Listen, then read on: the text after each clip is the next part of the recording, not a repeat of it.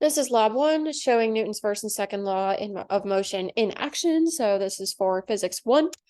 The purpose of this lab is to apply Newton's first and second laws in measuring and graphing the x position of a constant moving object as a function of time. So using a video analysis software called Tracker, we will measure the position as a function of time for an object and find the best fit line for a graph comparing both the observed predictions and the predicted predictions of position using a computational model.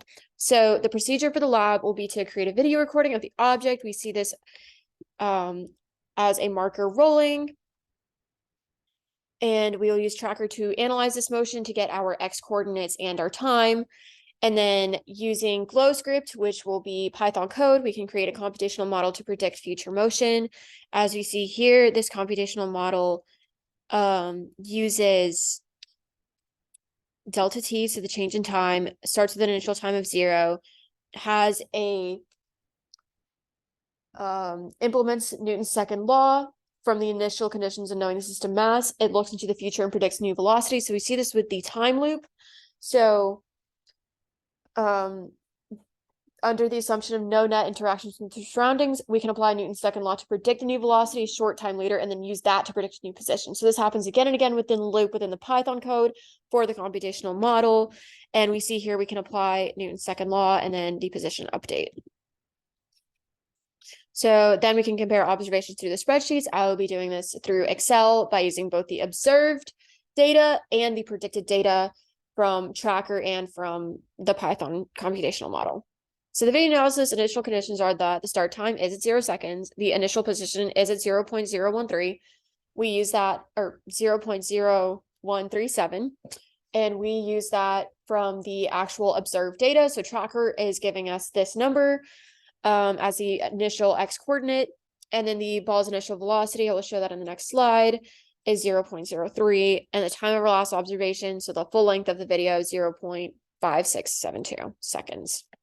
So here we have Newton's second law, as we saw that applied in the Python code, and then the position update as well. So here is the ball's initial velocity using its initial position and time measurements, and second position and time measurements. So its second position was at 0.0236, and that is how we got initial velocity of 0.3. So under the assumption of no net interactions from the surroundings, we can apply Newton's second law to predict the new velocity a short time later.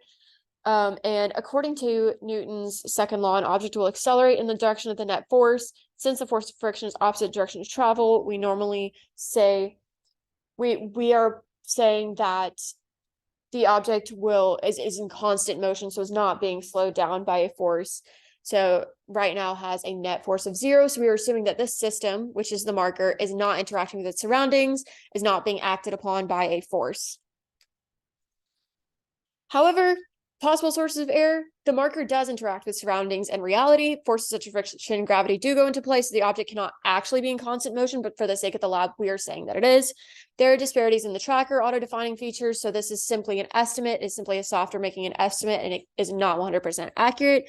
And then the time frame used for the computational model is larger than it could be. So if we set it delta t at 0.01, we would get more accurate predictions than the difference in the first 2 times that Tracker gave us. So my delta t was 0.033. However, if it was 0.01, my predictions would be more accurate because they are more accurate over a small time frame, so a very smaller delta t. And we see the differences between the predicted and observed positions with Excel. So we compiled all of the data from Python and from Tracker, and we can see that the trend lines are actually very similar. The only final difference is around 0.02 meters in the ending position.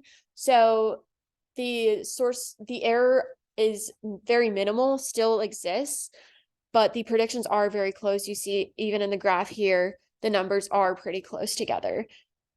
So overall, the model is pretty accurate, but cannot be used for exact predictions.